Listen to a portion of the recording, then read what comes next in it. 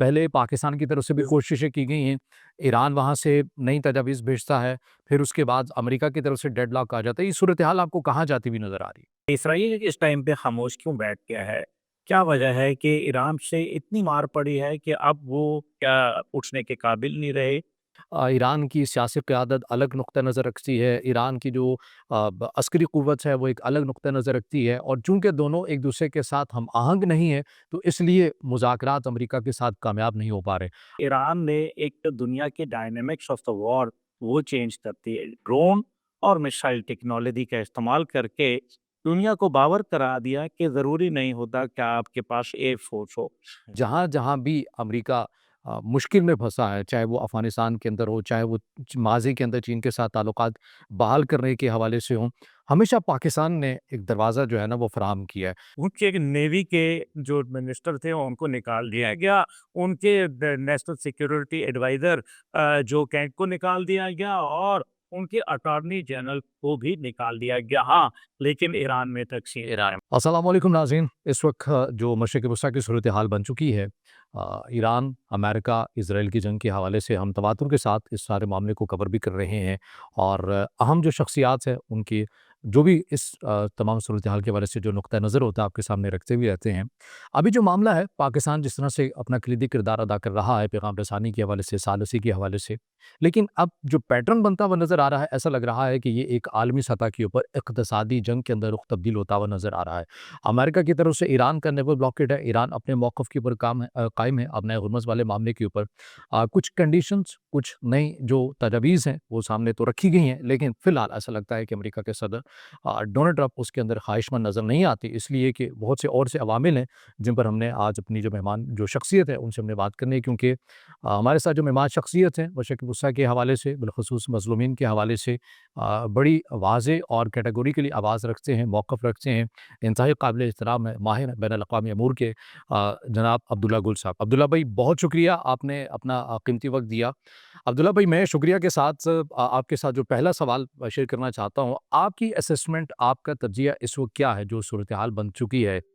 پہلے پاکستان کی طرف سے بھی کوششیں کی گئی ہیں، ایران وہاں سے نئی تجاویز بھیجتا ہے، پھر اس کے بعد امریکہ کی طرف سے ڈیڈ لاک آ جاتا ہے۔ یہ صورتحال آپ کو کہاں جاتی ہوئی نظر آ رہی ہے؟ بسم اللہ الرحمن الرحیم، بہت بہت شکریہ۔ دیکھیں، ہم دونوں پہلوؤں پہ غور کریں گے، امریکہ کے مسائل، پاکستان کے مسائل، اور ظاہر ہے ایران کے مسائل۔ یہ سارے کے اندر ہم تین ممالک پہ بات کر رہے ہیں۔ جو چوتھا سب سے زیادہ بڑا کلپریٹ ہے، اسرائیل، اس پہ کوئی بات نہیں کر رہا کہ اسرائیل اس ٹائم پہ خاموش کیوں بیٹھ گیا ہے۔ کیا وجہ ہے کہ ایران سے اتنی مار پڑی ہے کہ اب وہ کیا اٹھنے کے قابل نہیں رہے، یا پھر وہ اب کوئی نئی منصوبہ بندی کر رہے ہیں؟ مختلف پہلو ہیں۔ بہرحال میں سمجھتا ہوں ایران نے جو کردار ادا کیا، جو کہ شاید بہت سارے لوگوں کے دلوں میں تھا، بہت سارے ایسے ممالک جو کہ شاید مسلمان نہیں بھی تھے، لیکن وہ چاہتے تھے کہ ایک دفعہ جو ان کو ان کی اوقات یاد کرائی جائے۔ ایران نے کردار ادا کیا، دیر از نو ڈاؤٹ اباؤٹ اٹ، اور پھر اس کے بعد دیکھیں کہ کیسے اللہ کی نصرت ان کے ساتھ کھڑی ہوئی۔ یہ بہت بڑا معجزہ ہے کہ دو سپر پاوروں نے، دو ایٹامک پاور نے مل کر ایک نہتے ملک پر، جو کہ نان نیوکلیئر ملک ہے، اس پہ حملہ کرتی ہے، جس کے پاس ایئر فورس ہے تو صحیح، لیکن بہت پرانے جہازوں کی، یعنی کہ مد مقابل سے ٹکرانے کا ان کے پاس ٹیکنالوجی نہیں ہے۔ اس کے باوجود ایران نے ایک دنیا کے ڈائنامکس آف دا وار وہ چینج کرتی ہے، ڈرون اور میسائل ٹیکنالوجی کا استعمال کر کے دنیا کو باور کرا دیا کہ ضروری نہیں ہوتا کہ آپ کے پاس ایئر فورس ہو۔ دنیا کو یہ بتا دیا کہ چھوٹی جو بوٹس ہیں ان کے ذریعے بھی نیوی کے اوپر حاوی ہوا جا سکتا ہے، اور بڑے بڑے امریکن بحری بیڑے جو ہیں ان کا جو غرور ہے وہ بھی خاک میں ملایا جا سکتا ہے۔ اب یہ صورتحال جو پاکستان اور امریکہ اور ایران کی اگر بات کی جائے، تو میرے خیال میں امریکہ کو جہاں درپیش مختلف قسم کے چیلنجز ہیں، جن کے اندر ان کے ظاہر ہے سب سے بڑا اکنامک چیلنج ہے، پھر اس کے بعد ان کے اسٹریٹجی کا فیلئر ہے، ان کا پولیٹیکل فیلئر ہو رہا ہے، ان کے نظام کا فیلئر ہو رہا ہے، اور جو لوگ ہیں ایران کے اندر تو انہوں نے پیسے لگائے، ایران کے اندر انہوں نے ہتھیار سپلائی کرنے کی کوشش کی، اور جیسے کہ اسکاٹ بیشپ نے کہہ دیا تھا جی کہ ہم نے باقاعدہ جو 2025 دسمبر میں جو شورش شروع ہوئی 2026 جنوری تک جاری رہی، اس کو باقاعدہ امریکہ نے سپورٹ کیا۔ لیکن امریکہ کے اندر جو 80 لاکھ لوگ باہر نکلے اپنی ہی حکومت کے خلاف ایران کے حوالے سے، تو پھر اس سے تو بڑا واضح نظر آ گیا کہ ایران کا نظریاتی جو ایک ایج ہے وہ امریکہ کے اوپر واضح نظر آ رہا ہے، اور یہ برتری ہے۔ ہوں دوسری جانب جو ان کا میرے خیال میں انٹیلیجنس فیلئر ہوا، کیونکہ ان کی انٹیلیجنس نے ان کو رپورٹ ہی نہیں دی۔ بعد میں خود ڈونلڈ ٹرمپ صاحب اس بات کو تسلیم کر رہے ہیں کہ جی ہمیں تو پتہ ہی نہیں تھا کہ آپ میں ہرمز بند ہو سکتی ہے، ہمیں تو پتہ ہی نہیں تھا کہ اس سے معیشت پہ نقصان ہوگا، ہمیں تو پتہ ہی نہیں تھا کہ وہ مشرقی وسطیٰ کے ممالک کے اوپر، خلیجی ممالک پر ایران کی جانب سے حملہ ہوگا، حالانکہ بڑا واضح کہہ دیا تھا۔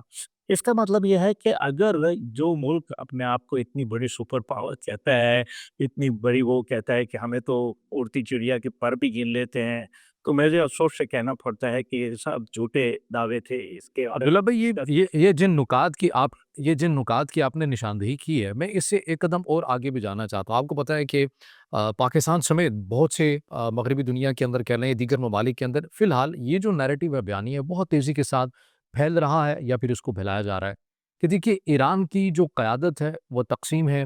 ایران کی سیاسی قیادت الگ نقطہ نظر رکھتی ہے، ایران کی جو عسکری قوت ہے وہ ایک الگ نقطہ نظر رکھتی ہے، اور چونکہ دونوں ایک دوسرے کے ساتھ ہم آہنگ نہیں ہیں تو اس لیے مذاکرات امریکہ کے ساتھ کامیاب نہیں ہو پا رہے۔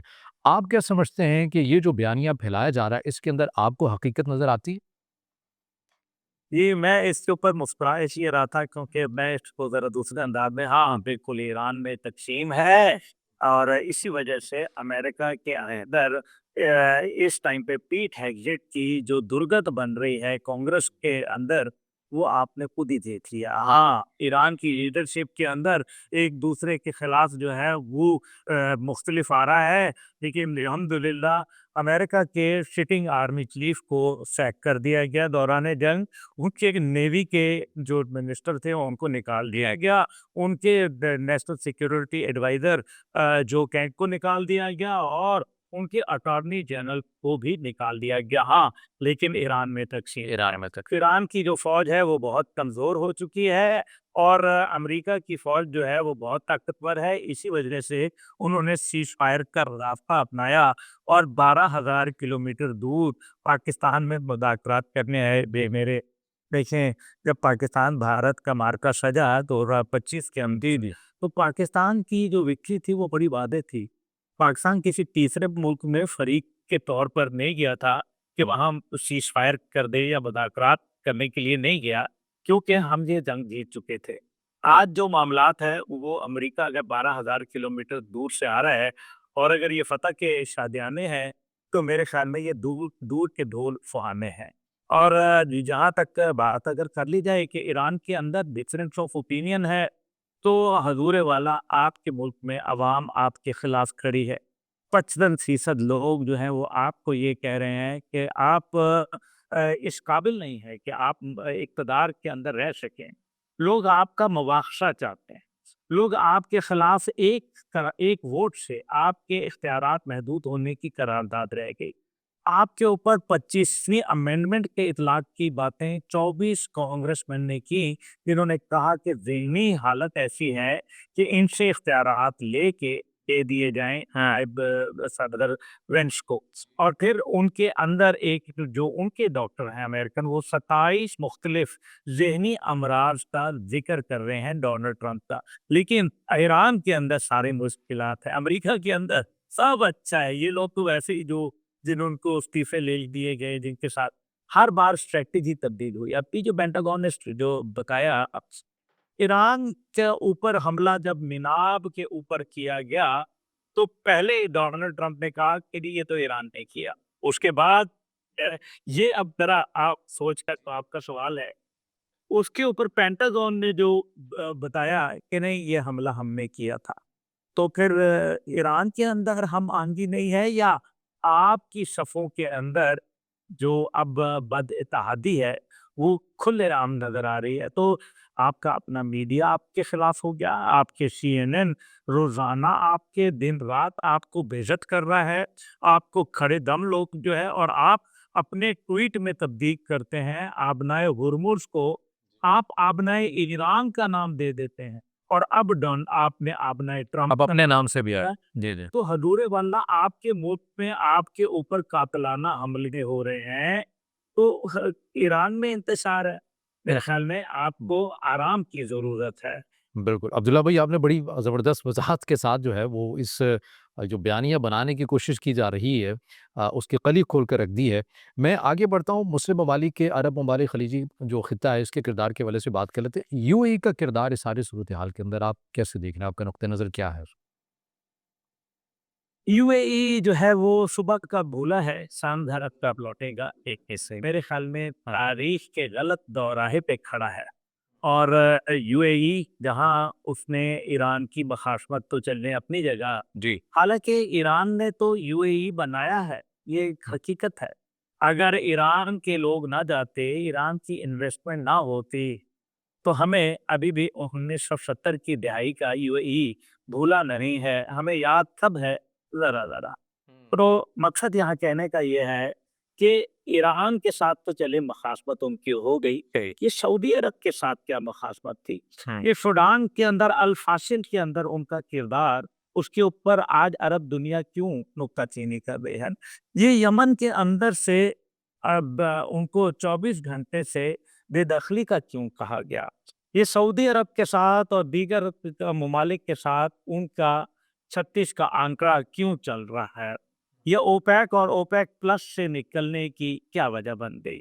تو میرا خیال یہ ہے کہ یو اے ای کو تھوڑا سا اپنی جو پالیسی ہے اس پہ نظر ثانی کرنی پڑے گی۔ دنیا جو ایک رائزنگ پاور ہے جو کہ مشرق سے بلند ہو رہی ہے، دنیا اس کے ساتھ جا رہی ہے، اور یو اے ای مغرب کے ڈھلتے سورج کا سہارا لیے بنا ہے۔ اس کا مستقبل مغرب کی طرح تاریک ہو جائے گا۔ یو اے ای جس کی ٹوٹل معیشت کا دار و مدار 30% تیل کی پروڈکشن کے اوپر ہے، 70% aviation industry, hospitality industry, hoteling industry, IT ٹی انڈسٹری اور ٹورزم انڈسٹری سے منسلک ہے۔ تو مجھے یہ بتائیے کہ اس ساری جنگ میں یو اے ای نے کیا کھویا، کیا پایا؟ اسرائیل کے ساتھ کھڑے ہو کے آپ کو دنیا کے اندر تنہائی کا شکار آپ ہو رہے ہیں، کیونکہ اسرائیل کے ساتھ تو اب یورپ بھی نہیں کھڑا۔ آج پیڈرو سانچیز جو اسپین کے وزیر اعظم ہیں، وہ بھی یہ کہہ چکے ہیں کہ ہمیں جو ایسوسیٹ ممبر کے طور پر اسرائیل کو یورپین یونین سے نکال دینا چاہیے۔ آج جو پرائم منسٹر میلونی ہیں، جارجیو میلونی، اٹالین، وہ آج دفاعی ڈیل سائن کرنے سے منحرف ہو جاتی ہے اسرائیل کے ساتھ۔ دنیا کے اندر آج جو ہے وہ یہ جرمنی یہ کہہ رہا ہے کہ امریکی جو ہے وہ باعث شرم ہیں ان کے رویے۔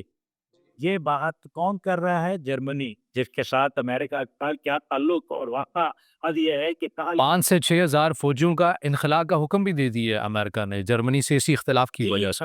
جی جی. انخلاء کا حکم بھی دے دیا۔ میں گزارش یہی کر رہا ہوں کہ آپ ایک کون، اچھا یہ مزے کی بات ہے کہ 4-5 ملک ہیں جو کٹھے ہیں۔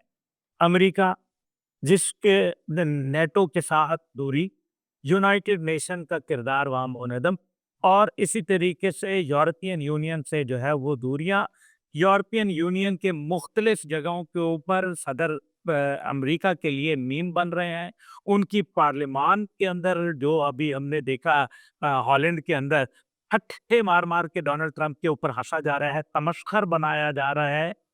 یہ تمام چیزیں ایک کا وضاحت سے بتا رہی ہیں کہ امریکی سورج غروب ہونے جا رہا ہے۔ ایران نے کیا کیا؟ ایران نے ان کی جو سب سے بڑی چیز تھی کہ ایک متھ تھی، ایک سپر پاور کی ایک بھرم تھا، توڑ کے رکھ دیا، بکھیر کے رکھ دیا، پاس کر دیا۔ اس کے بعد ان کی ٹیکنالوجی، کہ ہماری ٹیکنالوجی جو ہے وہ دنیا میں بہت سپیریئر ٹیکنالوجی ہے جی، ناقابل تسخیر ہے۔ آج دنیا یہ فیصلہ کرنے پہ آئی ہے کہ مجھے C3 جہاز چاہیے ہے جو کہ تقریباً $500 بلین کا ہے، یا مجھے وہ ٹیکنالوجی چاہیے ہے جو اس کو اڑا دیتی ہے۔ آج دنیا یہ پوچھ رہی ہے کہ KC-135 ریفیولر چاہیے 5 یا وہ ٹیکنالوجی جو ان کو گرا دیتی ہے. آج دنیا یہ پوچھ رہی ہے کہ مجھے آئرن ڈوم اور ڈیوڈ سلنگ سسٹم اور تھاڈ میسائل اور مجھے پیٹریوٹ ڈیفنس سسٹم چاہیے یا مجھے ان کو دھوکہ دے کے زمین کے اوپر حملہ کرنے والا ایرانی صحاب میسائل چاہیے یا میرے پاس خیبر شکن ہونا چاہیے.